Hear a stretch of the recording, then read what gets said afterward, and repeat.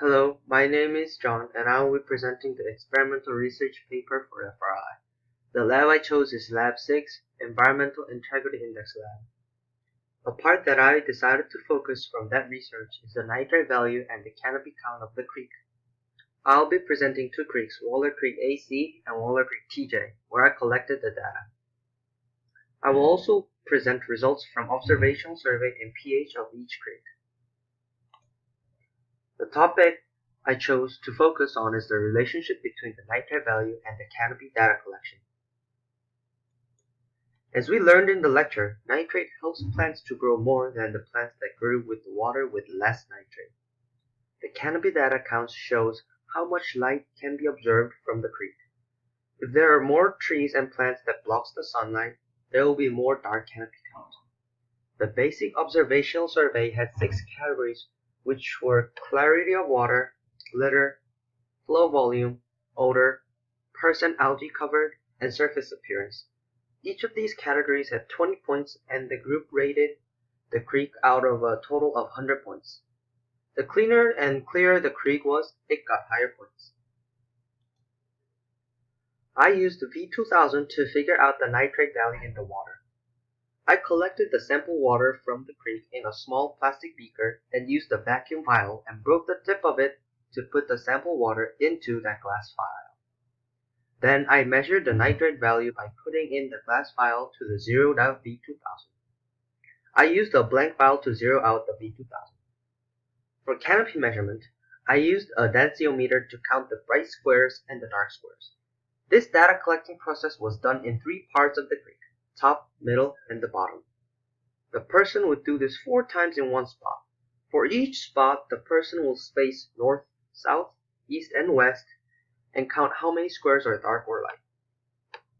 The basic observational survey was done with groups of 2 for the first creek, Waller Creek AC, and with groups of 3 for the second creek, Waller Creek TJ.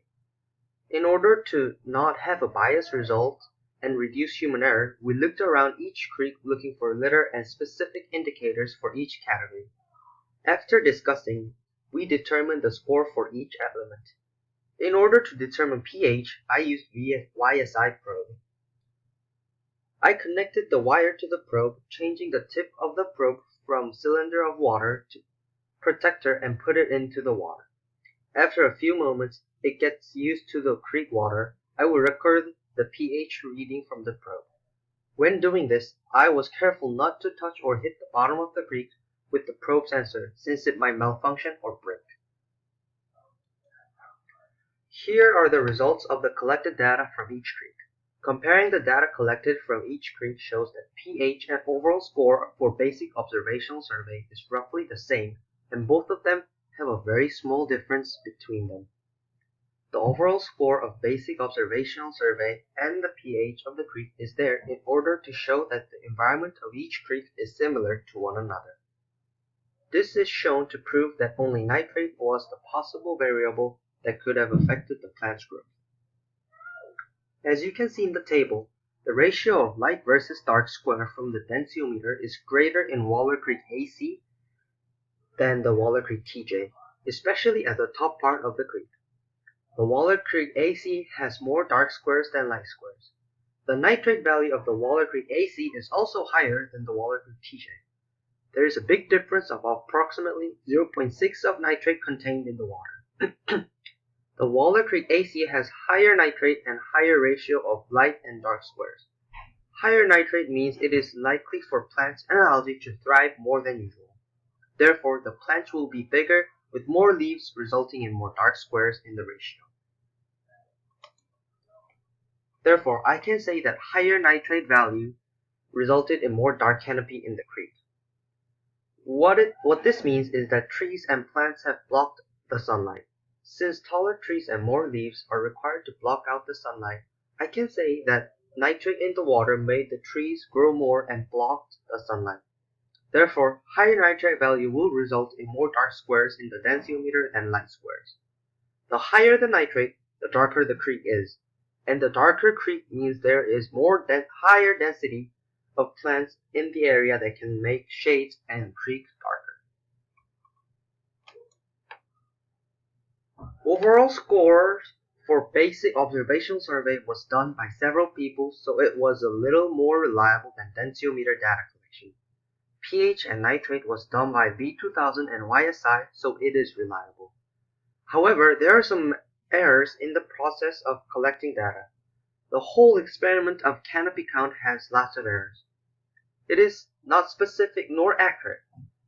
It was only done by one person, and it was very challenging to make the mirror stable without any vibration and being parallel to the ground. Even if a person could manage to stabilize it, the standard was not clear enough which square was dark or light.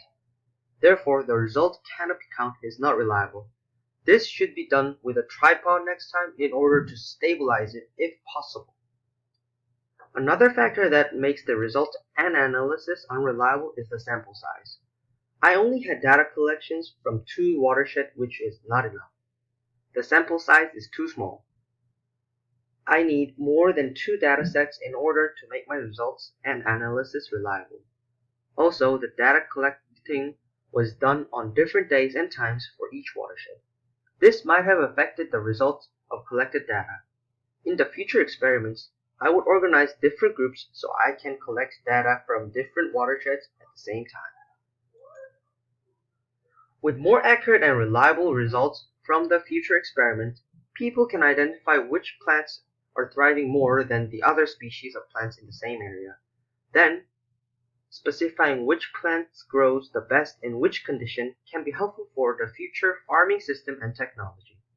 Then farmers will be able to grow plants better just with specific water without any pesticides. This will further help the health of the soil and mankind. Thank you.